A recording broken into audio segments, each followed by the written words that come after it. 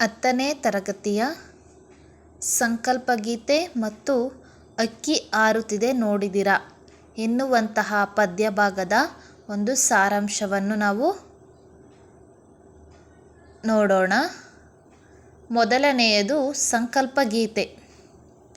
ಕವಿ GS ಶಿವರುದ್ರಪ್ಪರವರು ಬರೆದ ಎದೆ ತುಂಬಿ ಹಾಡಿದೆನು ಕವನ ಸಂಕಲನದಿಂದ ಆರಿಸಲಾದ ಸಂಕಲ್ಪಗೀತೆ ಪದ್ಯದಲ್ಲಿ ಕವಿಯು ನಮ್ಮ ಜೀವನದಲ್ಲಿ ಧನಾತ್ಮಕ ಭಾವನೆ, ದೃಢ ಸಂಕಲ್ಪವನ್ನು ಹೊಂದಿರಬೇಕು.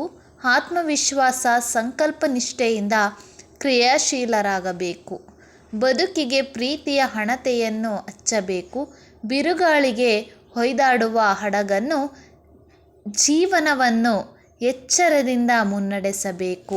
ಕಲುಷಿತವಾದ ಮನಸ್ಸುಗಳನ್ನು ಹಸನುಗೊಳಿಸಬೇಕು.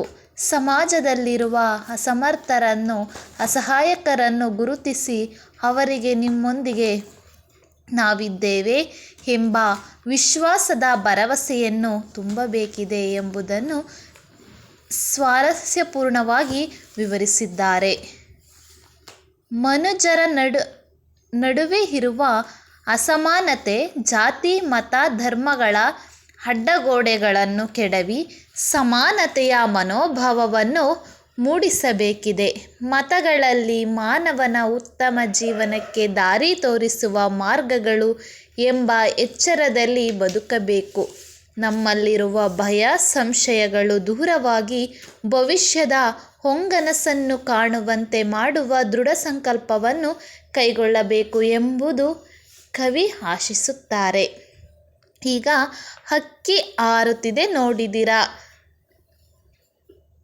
ದ. ರಾ ಬೇಂದ್ರೆಯವರ ಗರಿ ಕವನ ಸಂಕಲನದಿಂದ ಆರಿಸಲಾದ ಅಕ್ಕಿ ಹಾರುತ್ತಿದೆ ನೋಡಿದಿರಾ ಪದ್ಯದಲ್ಲಿ ಕವಿ ಅಕ್ಕಿಯನ್ನು ಕಾಲಕ್ಕೆ ಹೋಲಿಸಿ ಹೇಳುತ್ತಾ, ರಾತ್ರಿಗಳು ಕಳೆದು ಹಗಲುಗಳು ಬರುತ್ತಾ, ಸುಖ ಮುತ್ತ ಮೇಲೆ ಕೆಳಗೆ ದೂರ ದೂರಕ್ಕೆ ಹೋಗುತ್ತಾ, ಕಣ್ಣು ರೆಪ್ಪೆ ತೆರೆದು ಮುಚ್ಚುವಷ್ಟರಲ್ಲಿ ಅಕ್ಕಿ ಹಾರುತ್ತಿದೆ.